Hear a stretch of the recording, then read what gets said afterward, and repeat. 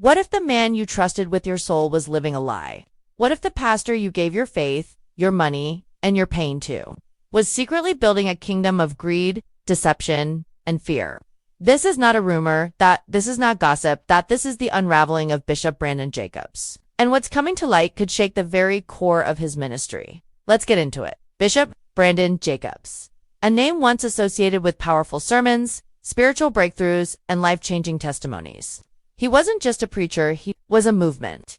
His church exploded across multiple states, his videos went viral, and his message of faith and prosperity reached millions. To the outside world, he was a man of God. But behind closed doors, a completely different story. Because now, accusations are surfacing that go beyond simple mismanagement. We're talking vanishing donations, luxury lifestyles, intimidation tactics, and devastating personal betrayals, all allegedly hidden under the cloak of ministry. And it gets darker. The rise of Bishop Jacobs, the perfect image. It started with fire-filled sermons and promises of transformation.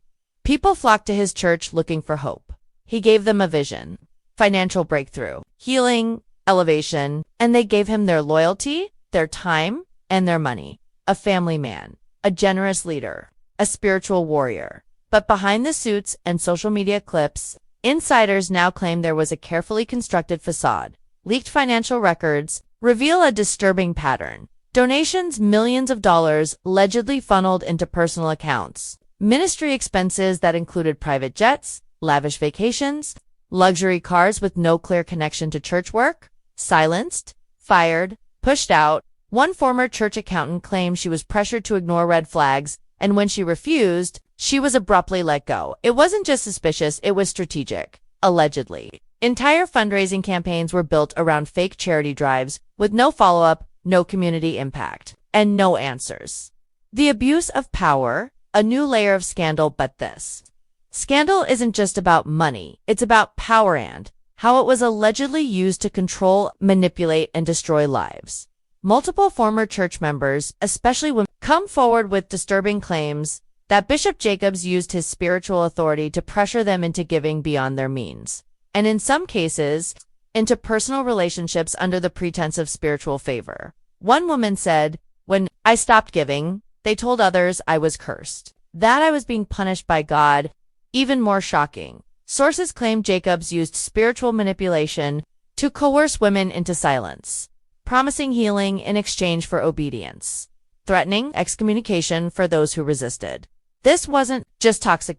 It was allegedly systemic abuse of power, protected by silence and fear. The whistleblower bombshell leaked proof. You're wondering whether there's real proof behind these allegations. But buckle up, because just weeks ago, a whistleblower leaked hundreds of internal documents, emails, and hidden recordings. Bank statements show massive transfers to accounts tied to Jacobs and his inner circle.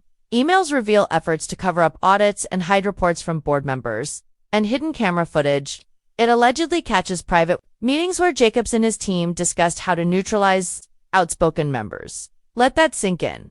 This isn't speculation anymore. This is receipts. And those receipts are reportedly now in the hands of legal authorities. The impact has been immediate. Donors are pulling out. Church leaders are jumping ship.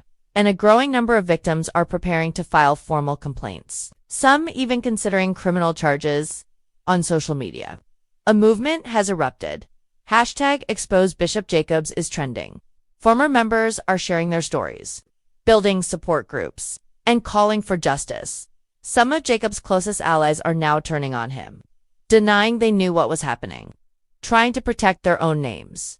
The ministry is splintering. The pressure is building, and the silence from Bishop Jacobs deafening. His response: denials, distractions, and damage control. Eventually, Bishop Jacobs broke his silence. He released a statement calling the allegations false, blaming bitter ex-employees and outside forces trying to bring him down. He promised that the truth would prevail, but noticeably, he offered no evidence, no receipts, no answers.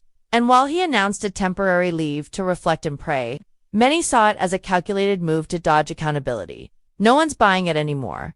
The bigger picture, a crisis of faith. This scandal goes beyond one man. It's about what happens when faith is weaponized, when a leader becomes untouchable, when people are taught to never question authority, even as their lives are being manipulated behind the scenes. It's a wake-up call for the church, for believers, and for every spiritual community where accountability has been ignored in the name of loyalty. But wait, it's not over yet, because news sources claim that this scandal could go even deeper. Whispers of a network, other pastors, churches, and leaders allegedly involved in similar schemes are beginning to surface. If true, Bishop Jacob's fall might just be the beginning of a much bigger reckoning. And trust me, this story, it's not done yet. Is this a case of a fallen man or the collapse of a corrupt empire?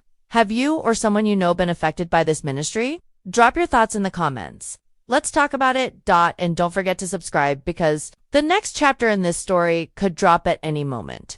And when it does, you'll want to be here.